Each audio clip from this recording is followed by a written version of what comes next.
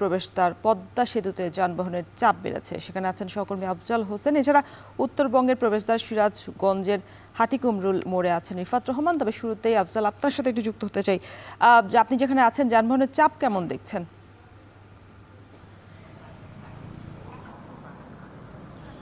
রওশন, পদ্মা সেতুর মাওয়া প্রান্তে যানবাহনের চাপ সকালের দিকে কিছুটা থাকলেও এখন তেমন একটি নেই এবং অন্যান্য স্বাভাবিক দিনের মতোই যে ধরনের চাপ থাকে এখানে সেরকমই দেখা যাচ্ছে। এবং আমরা প্রায় 30 কিলোমিটার রাস্তা ভ্রমণ করে এখানে এসেছি। পুরো রাস্তাতেই যানবাহনের গতি ছিল অনেকটাই স্বাভাবিক এবং দু একটা মোড়ে হয়তো কিছুটা ধীর গতি হয়েছে, কিন্তু রাস্তার যানবাহনের গতিটা একেবারেই স্বাভাবিক ছিল। আপনি নিশ্চয়ই দেখতে পাচ্ছেন সরাসরি টোল প্লাজার দৃশ্য। এখানে আমরা দেখছি যে টোল দিতে গিয়ে যে কয়েক সেকেন্ড বা অর্ধ মিনিট থামতে হচ্ছে, এটা ছাড়া আসলে এই রাস্তায় যানবাহনের যে চাপ বলতে আমরা যেটা বুঝি বা দেখি সেটা নেই। এবং পদ্মা সেতু দিয়ে বেশ বড় আকারে যানবাহনও চলছে।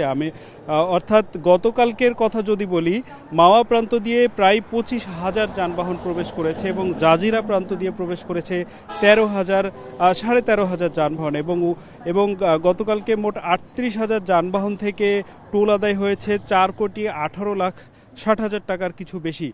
আজকের রাতে সবশেষ আপডেট আমরা এখনও পাইনি, হয়তো কিছুক্ষণ পরে আমরা পাবো। তো এতে বোঝা যাচ্ছে যে যানবাহন চলাচল বেড়েছে এই পদ্মা সেতুতে ঈদ উপলক্ষে, এবং যে পরিমাণ যানবাহন প্রবেশ করছে ঢাকা মুখে তার দ্বিগুণেরও বেশি প্রবেশ করছে দক্ষিণ দিকে।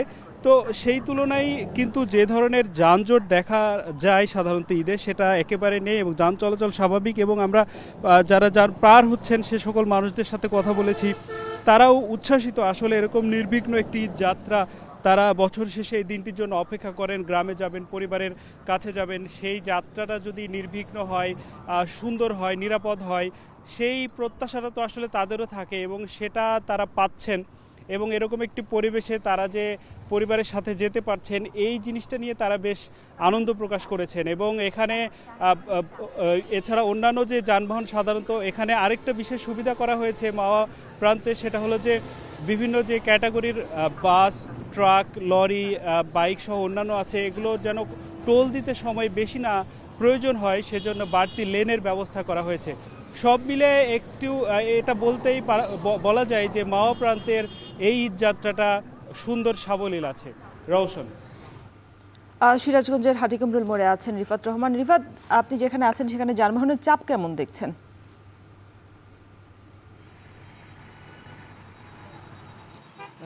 উত্তরের প্রবেশদ্বার সিরাজগঞ্জে গতকাল থেকেই কিন্তু যানবাহনের চাপ ছিল। বিশেষ করে যমুনা সেতু পার হয়ে যমুনা সেতু থেকে যে হাটিকুমরুল পর্যন্ত 22 কিলোমিটার মহাসড়ক রয়েছে, এই মহাসড়কে আজ সকাল থেকে আমরা দেখেছি যানবাহনের অতিরিক্ত চাপ রয়েছে এবং যাত্রীবাহী বাসের পাশাপাশি পণ্যবাহী যে ট্রাকগুলো রয়েছে সেই ট্রাকের সংখ্যা কিন্তু মহাসড়কে অনেক বেশি রয়েছে।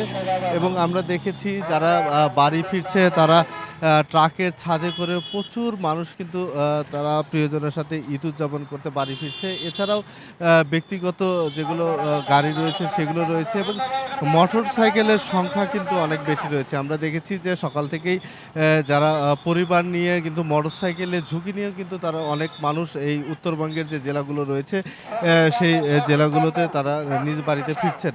আপনাকে জানিয়ে রাখি যে আমি যে মোড় রয়েছে এটি হাটিকুমরুল মোড়। এই মোড় থেকেই উত্তরবঙ্গের যে জেলাগুলোর যানবাহন রয়েছে বিশেষ করে রংপুর, রাজশাহী এবং পাবনার যে গাড়িগুলো সেগুলো এই মোড় থেকে ভাগ হয়ে যায় এবং এই মোড়টিকেই আসলে এই উত্তরবঙ্গের লাইফলাইন বলা হয়, কারণ এখান থেকেই আসলে সব গাড়িগুলো ভাগ হয় এবং চাপটা কিন্তু এই মহাসড়কে পড়ে। আপনি দেখতেই পাচ্ছেন যে যানবাহনের কিন্তু অতিরিক্ত চাপ রয়েছে। বিশেষ করে আমরা যমুনা সেতু কর্তৃপক্ষের সাথে কথা বলেছি, তারা যেটি জানিয়েছেন যে গত 24 ঘন্টায় অর্থাৎ গতকাল রাত 12টা পর্যন্ত কিন্তু এই মহাসড়কে দ্বিগুণের বেশি যানবাহন চলাচল করেছে। বিশেষ করে আমরা জানি যে 20 থেকে 22,000 যানবাহন প্রতিদিন কিন্তু এই মহাসড়ক দিয়ে পারাপার হয় এবং গত 24 ঘন্টায় প্রায় 46,000-এর বেশি যানবাহন পারাপার হয়েছে। আপনি বুঝতে পারছেন যে যানবাহনের কিন্তু অতিরিক্ত চাপ পড়েছে মহাসড়কে। তবে আসলে এই মহাসড়কটি যেহেতু 4 লেনে উন্নীতকরণের কাজ করা হয়েছে, সেক্ষেত্রে আসলে মহাসড়ক বড় হয়েছে, যানবাহনের অতিরিক্ত চাপ পড়লেও কিন্তু এখন পর্যন্ত আমরা কোথাও যানজটের খবর পাইনি। অনেকটাই বলা চলে যে এখন পর্যন্ত অনেকটা স্বস্তিতেই কিন্তু যারা বাড়ি ফিরছেন, তারা ফিরতে পারছেন, কোথাও আসলে তাদেরকে ভোগান্তি পোহাতে হচ্ছে না। পাশাপাশি আমরা জেলা পুলিশের পক্ষ থেকেও দেখেছি যে ব্যাপক প্রস্তুতি রয়েছে।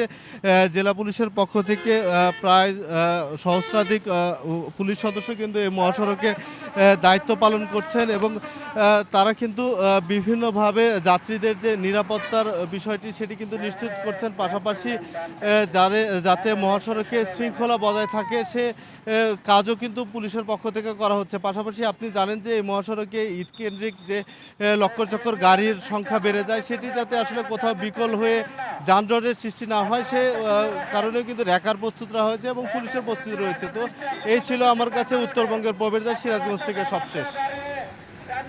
মহাসড়কে ঈদ যাত্রার খবর জানাচ্ছিলেন সহকর্মীরা।